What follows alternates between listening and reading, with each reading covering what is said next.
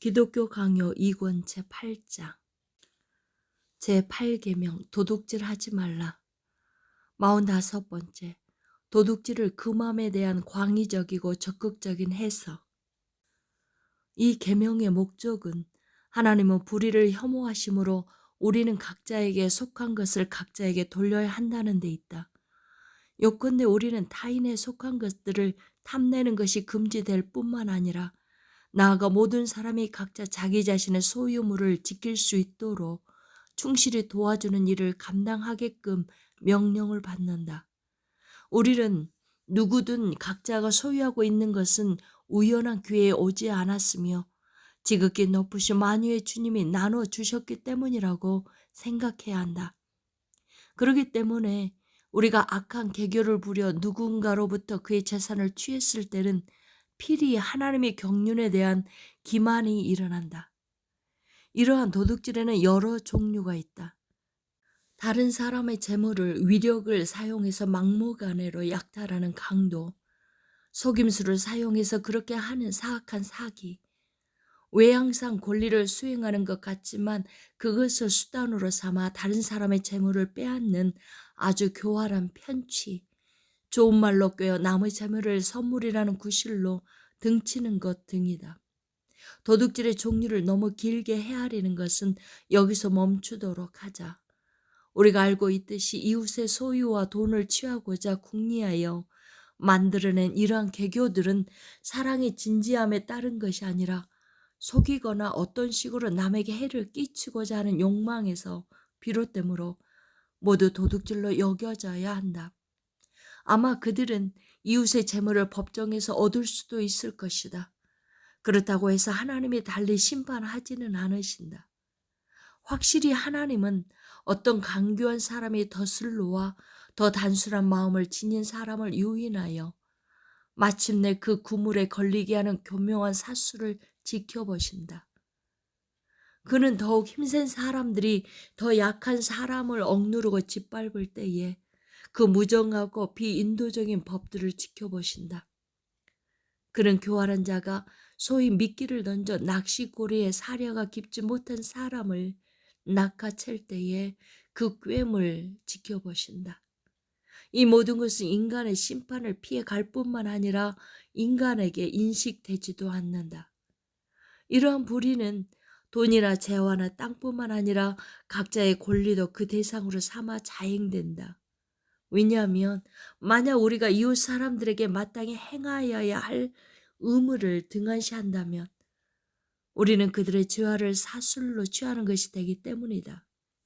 만약 게으른 대리인이나 관리인이 주인의 재산을 탕진하거나 가정의 일을 제대로 돌보지 않거나 맡겨진 재물을 불이하게 낭비하거나 사치스럽게 낭비한다면 만약 종이 주인을 조롱하거나 그의 은밀한 일들을 폭로하거나 그의 생명이나 재화와 관련하여 배신을 한다면 만약 주인이 집안에 있는 자기 수하들을 비인도적으로 학대한다면 이 모든 일은 하나님 앞에서 도둑질로 여겨진다.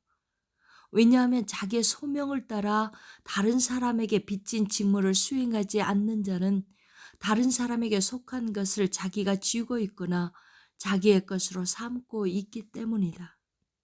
46번째, 하나님이 제정하신 이웃에 대한 의무를 수행하지 않는 것은 도둑질.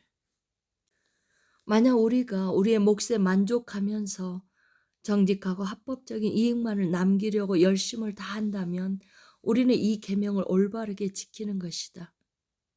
우리가 만약 불의로 남을 해치면서 부유하게 되려고 하지 않는다면 만약 이웃의 죄화를 빼앗아 우리 자신의 소유를 불리려고 궁리하지 않는다면 만약 잔인하게 타인의 피를 뽑아 부를 축적하려고 애쓰지 않는다면 만약 우리의 탐욕을 채워주고 우리의 방탕을 만족시킬 수 있는 것이면 무엇이든지 수단이 바르든 그르든 모든 것으로부터 미친 듯이 긁어 모으려고 하지 않는다면 우리는 이 계명을 올바르게 지키는 것이다. 한편 우리의 목표는 다음과 같아야 할 것이다. 가능한 한 우리는 모든 조언과 도움을 다하여 모든 사람이 그들 자신에게 속한 것을 지켜나갈 수 있도록 충실히 보살펴 주도록 하자. 만약 우리가 믿을 수 없고 거짓을 일삼는 자들과 일을 해야 한다면 그들과 상대해서 다투기보다 우리 자신의 것을 무언가 포기하려고 준비하도록 하자. 이뿐 아니라 어려운 일들에 짓눌려 있다고 여겨지는 사람들의 공공함을 함께 나누고 그들에게 없는 것을 우리의 부유함으로 채워주도록 하자. 마지막으로 각자가 어느 정도 의무를 수행해야 자기가 진 빚을 갚을 수 있는지 깨닫게 하고 그 빚을 충실히 다 갚게 하자. 이런 이유로 인해 백성은 자기들의 통치자들을 영화롭게 여기고 변함없는 마음으로 그들의 통치를 받아들이며 법과 명령에 복종하며 하나님의 마음을 노엽게 하지 않는 일이라면 무엇이든 거절하지 말아야 한다. 또 통치자들이 그들 자신의 일반 백성을 돌보고 공공의 평화를 지키며 선을 보호하며 악을 벌하게 하자. 그리하여 그들이 최고의 재판관이신 하나님께 자기들의 임무를 상세히 보고라도 하는 듯이 모든 것을 하게 하자.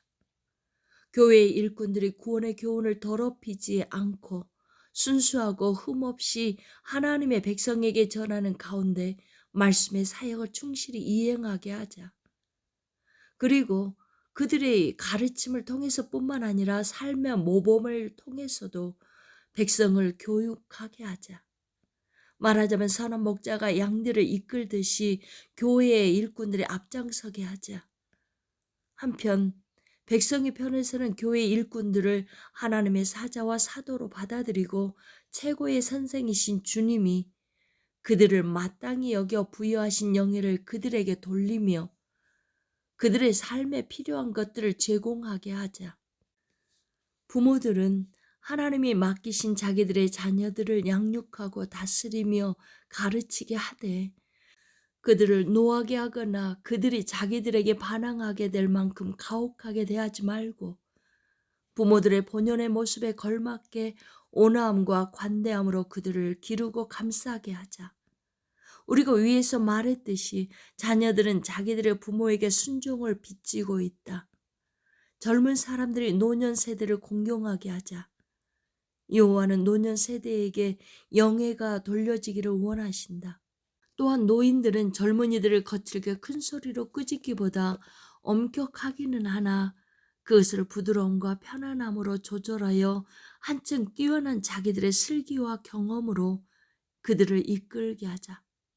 종들이 마치 하나님을 섬기듯이 단지 눈에 들기 위한 것이 아니라 마음으로부터 우러나오는 부지런하고 유순한 복종을 자기들의 주인들에게 보이게 하자. 또 상전들이 괴팍하고 완고한 자세로 종들을 대하거나 지나친 난폭함으로 그들을 경악에 빠뜨리거나 그들이 모욕당하지 않게 하자. 오히려 상전들이 종들을 서로 사랑하고 인간적으로 대해야 하는 그들의 형제들로 하늘에 계신 주님 아래서 함께 종된 자들로 인정하게 하자. 부연하자면 이를 위하여 우리 각자가 자기의 지위와 자리에서 자기 이웃에게 빚진 것이 무엇인지 돌아보고 그 빚진 것을 갚도록 하자. 그뿐 아니라 우리는 항상 입법자를 마음에 담고 사람들은 다른 사람들의 편의와 복리를 보호할 뿐만 아니라 증진시키기 위하여 애써야 한다는 규범이 우리 손뿐만 아니라 마음을 향하여 제정되었음을 아는 지식에 이르도록 하자. 제9계명 내 이웃에 대하여 거짓 증거하지 말라. 47번째 이웃에 대한 거짓 증언을 금함에 대한 광의적이고 적극적인 해석. 이 계명의 목적은 진리이신 하나님이 거짓말을 혐오하심으로 우리는 서로 간에 속임이 없이 진리를 키워가야 한다는 점에 있다. 요컨대 거짓 증상이나 무고로 다른 사람의 이름을 욕되게 하지도 말고 거짓으로 그의 재산을 축내지도 말며 한마디로 제어되지 않은 악담과 모렴치로 그에게 상처를 주지 말자는 것이다. 이러한 금지에는 우리가 진리를 주장하는 사람이라면 누구든지 가능한 한 충실하게 도와서 그의 이름과 그에게 속한 것들의 순전함을 보호해야 한다는 명령이 결합되어 있다. 요한의 이 계명의 의미를 출애굽기 23장의 다음 말씀에서 분명히 표명하려고 하신 듯이 보인다. 너는 거짓된 풍설을 퍼뜨리지 말며 악인과 연합하여 위증하는 증인이 되지 말며 또한 거짓 일을 멀리하며. 요한은 다른 구절들을 통하여서는 무고하는 것과 사람들 가운데서 수군거리며 험담하는 것을 거짓말로 여겨 금하시며 또한 형제를 속이지 말라고 우리에게 경고하신다. 이 두 가지 모두는 특별한 계명들을 통하여 금지된다.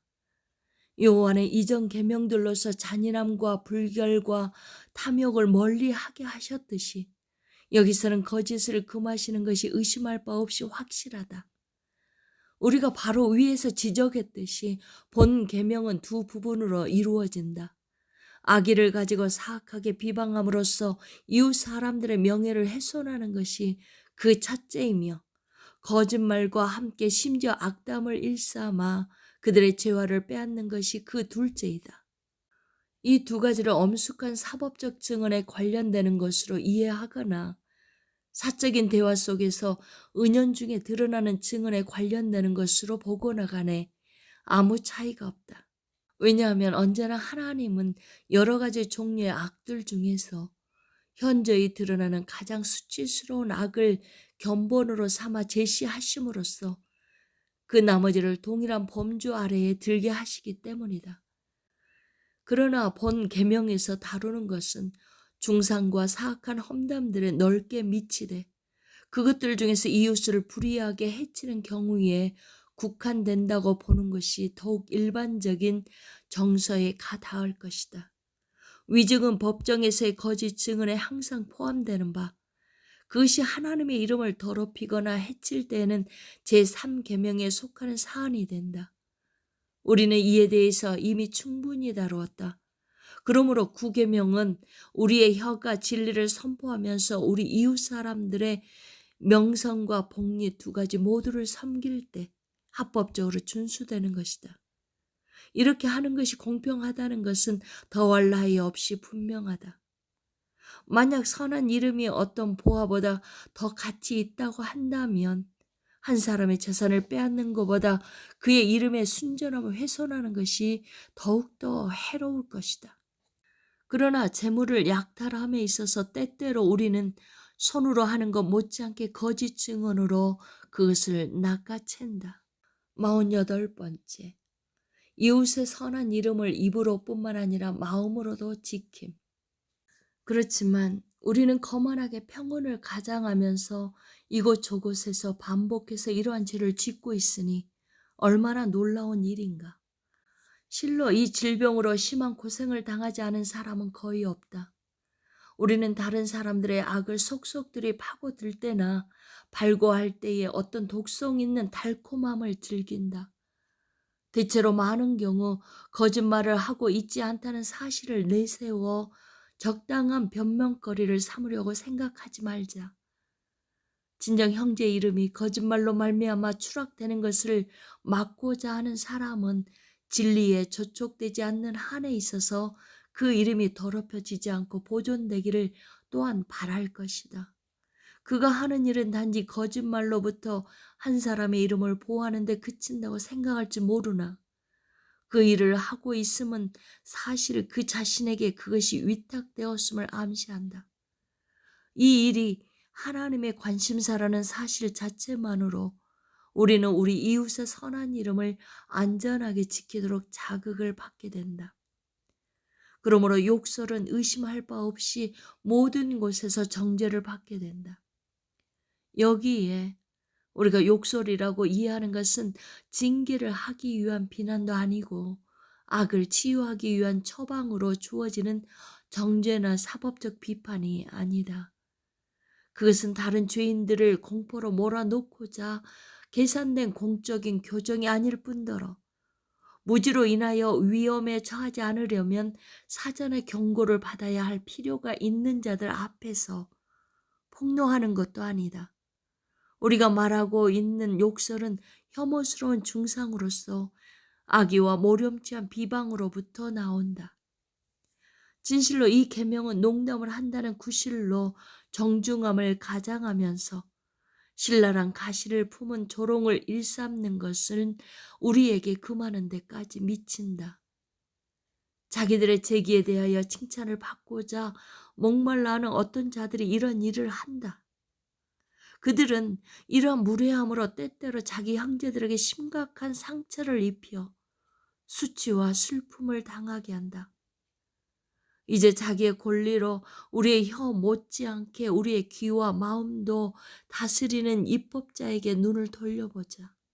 그러면 타인에 대한 중상을 듣고자 애타는 것이나 오만불손하게 사악한 판단을 내리고자 나서는 성향조차 똑같이 금지된다는 사실을 분명히 보게 될 것이다. 왜냐하면 혀로 험담을 하는 병을 미워하시는 하나님이 마음속의 악의는 부인하지 아니하신다면 이는 앞뒤가 맞지 않기 때문이다. 그러므로 만약 우리 안에 하나님에 대한 참된 경외와 사랑이 있다면 가능하고 유익하며 사랑이 미치는 한 우리의 혀나 우리의 귀를 욕설과 신랄한 풍자에 내주지도 말고 우리의 마음에 그릇된 의심이 담기도록 내버려 두지도 말자. 반면에 우리는 모든 말과 행위에 대한 공평한 해석자로서 우리의 판단, 우리의 귀, 우리의 혀 가운데 그들의 명예가 온전히 순박하게 지켜지도록 하자. 아멘.